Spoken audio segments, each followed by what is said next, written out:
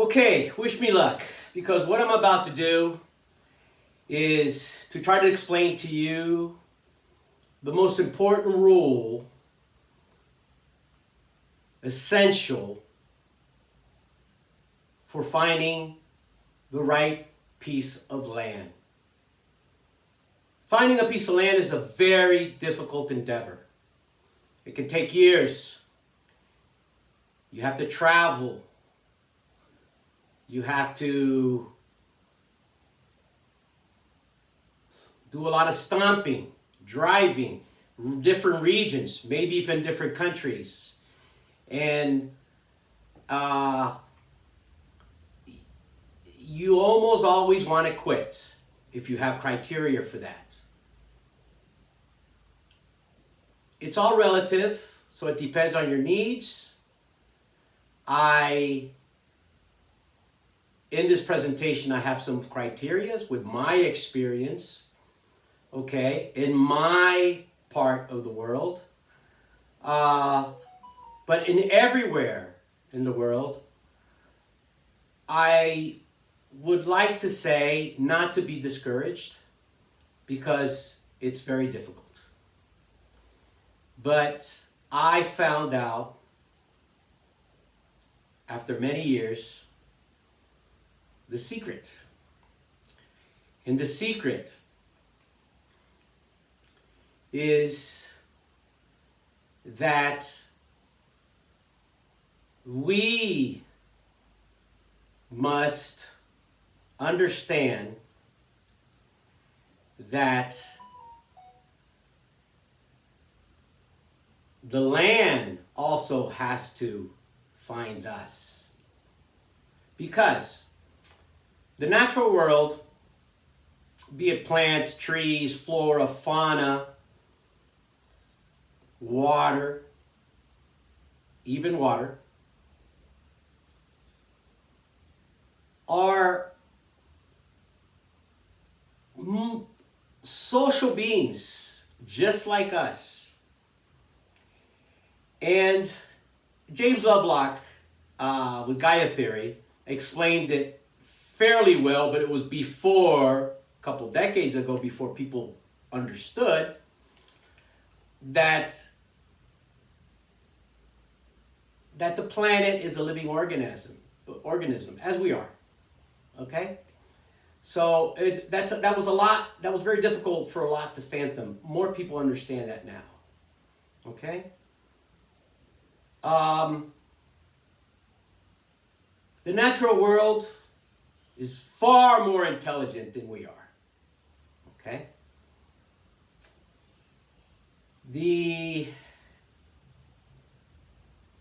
Dr. Masaru Emoto, which I had the privilege to meet with my son, he explained that very well with water molecules, with the intent, hate, peace, anger, extraordinary experiments, and put it out there to the world so this became more understandable, the intelligence of the natural world. But we don't need PhDs to understand that. We need to try to be sensitive as a gardener, as a farmer, preferably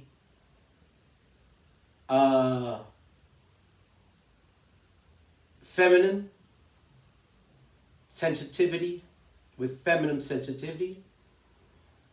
The indigenous, the shamans know this millenniums, okay? But all that I mentioned above have feelings. They have memory. They even count. At least trees and plants count. They know mathematics. It's possible that bees know geometry with the perfect beehives that they make. I don't know. But in the forest, trees warn each other of imminent danger. They communicate with each other. They do this by sending electrical signals through underground fungal networks.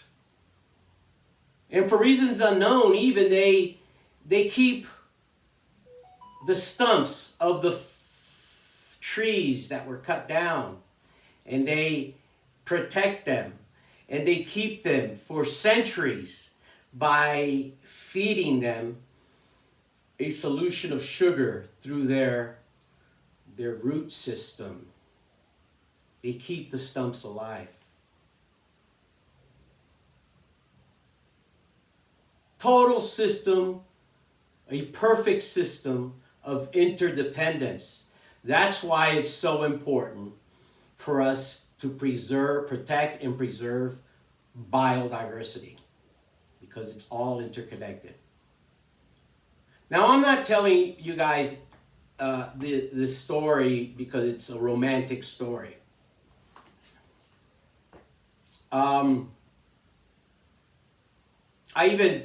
It's because it's an important part of this talk, probably the most important part, okay? But it's not mundane. It's something invisible that you need to understand in order to succeed. I even took the time to pre-record this in case, whether not permitting or internet failing on the day of the conference, that you wouldn't miss this part, okay? Because it's important to find the right land. It's maybe your life savings, and many people make mistakes. It took me years, even in some projects more than a decade, to find the right land for its purpose. I also rejected the acquisition because I did this as a professional for foreign agricultural and aquacultural missions. I was their liaison for acquisition of land and land resource management. But at the beginning, I wasn't so ethical. I was young. Then I learned. I learned by observing nature. I learned with the indigenous. I learned to respect, and I learned to surrender. Believe it or not, a couple times, it didn't even take that long. It just fell on my lap. And believe it or not, a couple times, I dreamed, and the dream guided me towards that land. Okay, figure that out. Decades. Most of this I've learned with the indigenous, with the shamans, and my dear friend Chief Bira Brazil from the Yawanawa tribe. They have incredible wisdom. Okay? It's just natural law. If we want to be scientific about this and not mystical or esoteric, let's call it natural law. Looking for the right piece of land can be one of the most difficult and time-consuming endeavors of a lifetime. The right piece of land. Because many people make mistakes, and that's what I don't want you all to do. It's time-consuming. But if you understand this principle, it could be easy. And the trick is to accept that she, the natural world, the land, and everything that lives in it is far more intelligent than you. If you accept that, the land may find you instead of you having to look for it. But there is a protocol, there is a system to this. there is a certain respect. You must approach it. You must ask permission to survey or do reconnaissance on it. You must tell it what your intentions are. If it's not for you, then you must guarantee that the purpose that it is for is ethical and noble.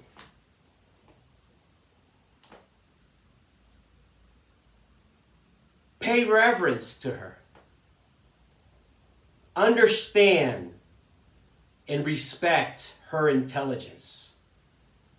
We are not intelligent beings by far compared to the natural world. We are part of an intelligent system as a whole, holistically. The moment that one accepts that we are only a minuscule part of that entire intelligent system, only then will our own intelligence have a chance to expand. Why? Because there's one real difference that does separate us from the natural world. Separate us. Notice how I did what I did with my hands. This is ego. Okay? We have separated ourselves from our essence. And that's why, even as cooperative and as loving as the natural world is, because she's abundant and she gives us everything, the oxygen we breathe, the food, the water, it's like our mother. Okay?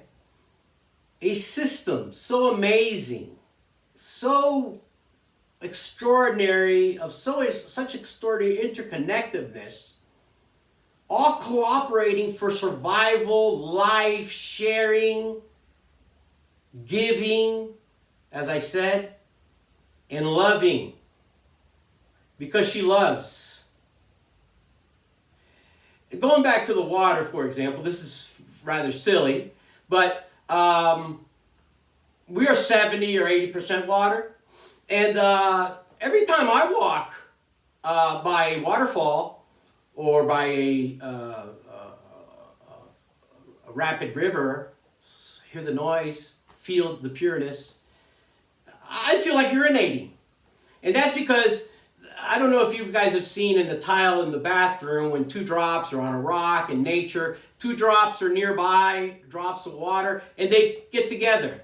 It's because water is magnetic. They attract each other. They want to be with each other. So the waterfall in the pure river feels the water in us, and they want to get together with us. And that's what pulls, and all of a sudden you want to urinate. That's silly, but that's a fact. It's togetherness. It's one. So that's a tip that I need to give you that's worked for me for the past 20 years. For the first 15, I just beat my head against the wall and couldn't do a good job until I understood and became humble enough that I wasn't the smart one. The smart one is the divine, and the one that's so hard for me to explain to you. So I hope, and if not, please feel free to send me questions. But you don't have to look for your land. If you do this, the land will find you. Okay?